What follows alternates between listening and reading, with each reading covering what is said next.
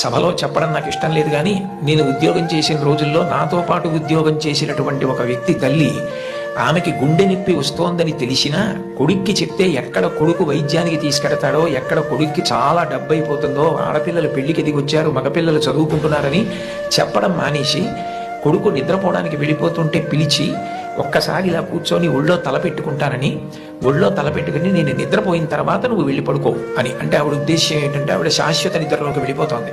ఆ కొడుకు ఒళ్ళో తలపెట్టుకుని పడుకుంటే కొంతసేపటికి తల్లి కదలటం లేదని వాడు కదిపి చూస్తే తల్లి శరీర త్యాగం చేసేసింది.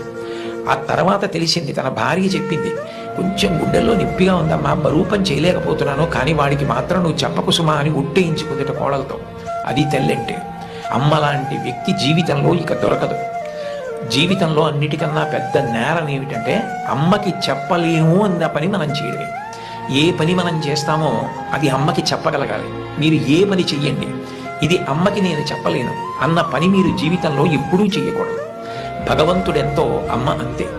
మీరు మహాత్ములైన వారి ఎవరి జీవిత చరిత్ర పరిశీలించండి. అమ్మకి నమస్కారం చెయ్యకుండా, అమ్మ గొప్పతనం చెప్పకుండా లేరు. ఈ రాష్ట్ర